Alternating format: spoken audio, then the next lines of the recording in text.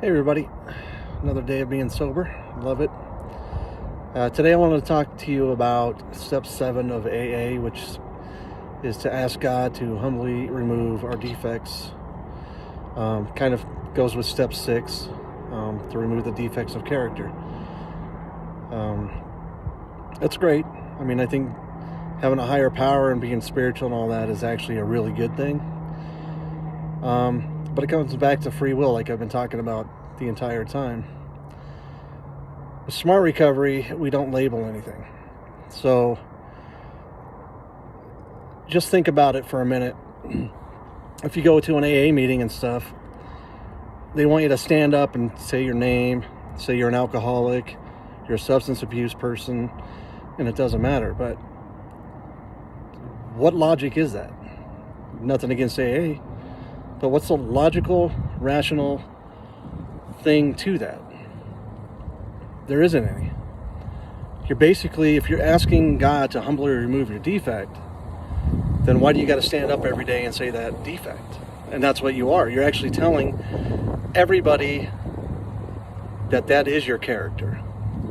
And I think in my last video, I went through that and said, we're trying to get rid of this and not let alcohol or substances define our character.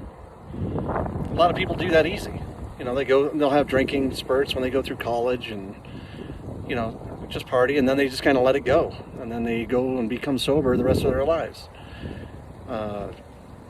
If we go by their logic, anybody that power drank when they're in college, everybody's an alcoholic, which makes no sense to me whatsoever.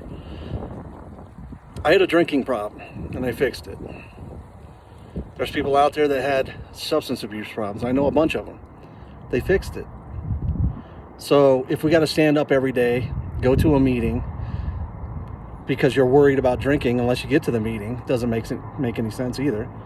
But I do recommend, if you have the urge or cravings to go talk to somebody, call somebody, make the meeting, that's fine. But it gets ingrained into our soul that for some reason, if we go to a meeting, it miraculously takes away our drinking issue.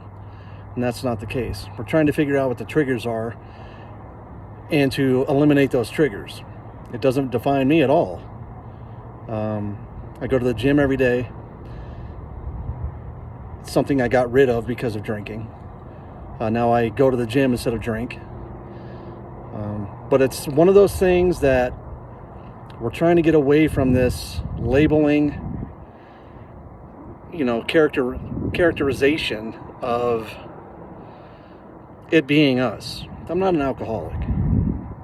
I had a drinking problem, I fixed it. So when you go through your recovery, just remember that.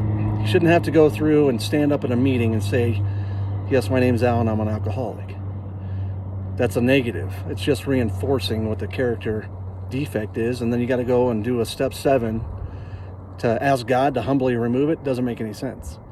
Now, drinkers and substance abuse people, a lot of us are narcissistic people because we're not being honest with ourselves. And I've talked about that throughout the videos. Once you become honest with yourself and accept the fact that you had an issue, then it becomes easier to work out that issue. That's being humble. Asking people for help, that's being humble. You've actually finally got rid of your arrogance and your pride. Put that aside because you wanted to become sober or clean and do what's right for you. That's what I want to talk about today. I hope everybody's recovery is going fantastic. Be calm, stay sober. I love you all.